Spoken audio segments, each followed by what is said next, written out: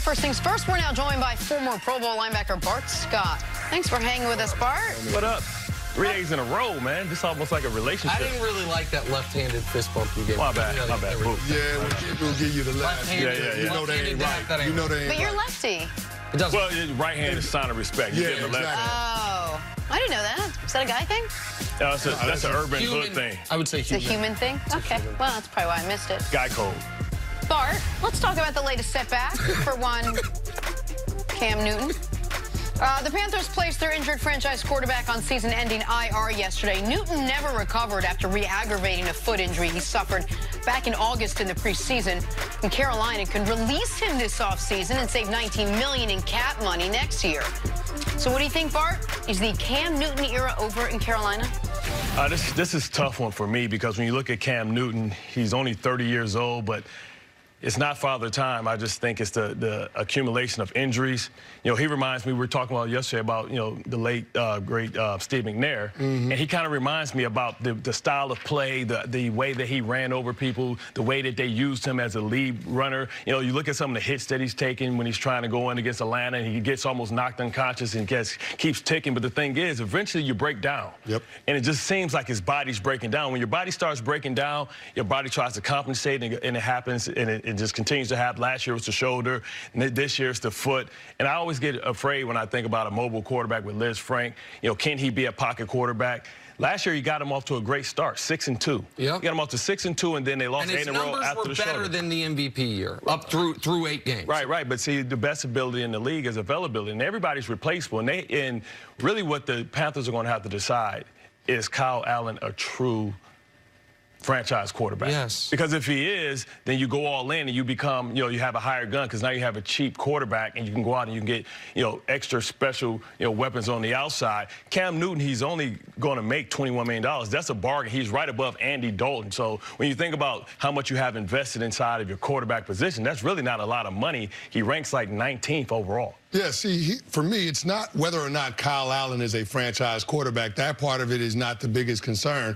The question is whether or not the Carolina Panthers are willing to extend Cam Newton beyond 2020 and knowing what a quarterback extension is going to cost with a guy like Cam Newton's resume. A former MVP, led the team to a Super Bowl back in 2015.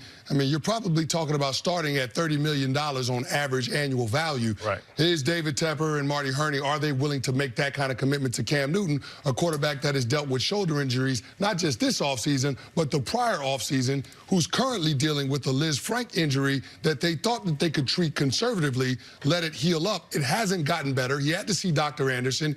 We don't know how they're going to approach it in terms of trying to get him right, whether they're going to give it more time, whether they're going to have to deal with a surgery in the offseason. But for a quarterback with Cam Newton's style of play, with the physical ailments that he's dealing with, I mean, Bart hit the nail on the head.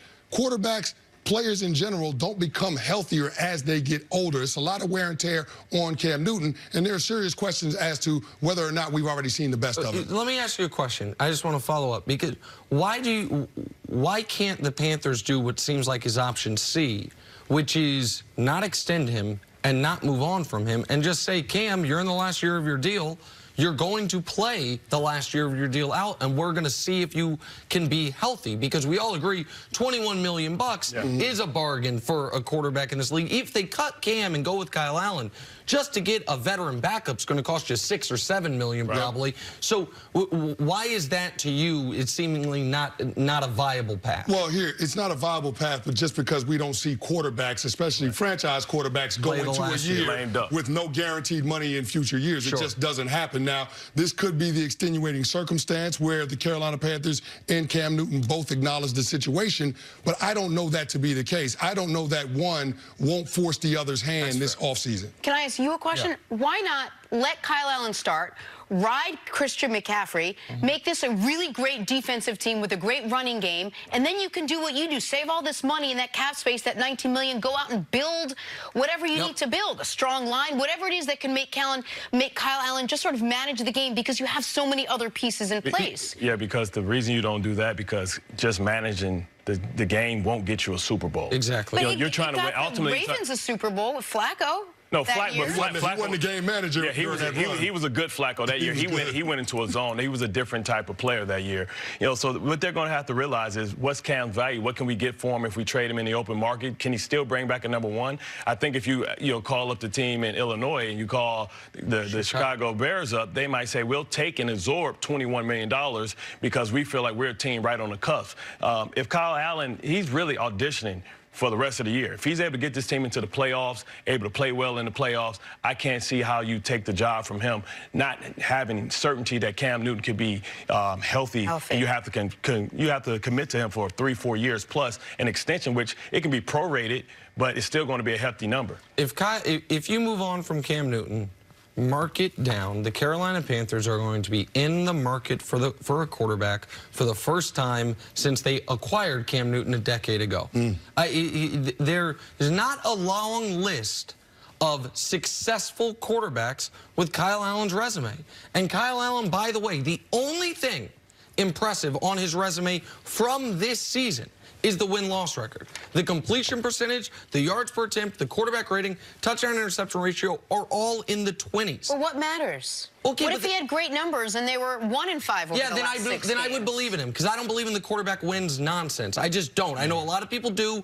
I know a lot of people say this is the definition of a great quarterback. You guys mentioned Joe Flacco. Joe Flacco once won a playoff game. I think it might have even been a road playoff game where he completed 3 passes. Was I on that team? You might have been on that team. Like, there's this quarterback win stuff. We've got to do a better job of acknowledging that no great quarterback loses more than they win. We all understand that. But some bad quarterbacks win more than they lose. This is what got the Jacksonville Jaguars in trouble.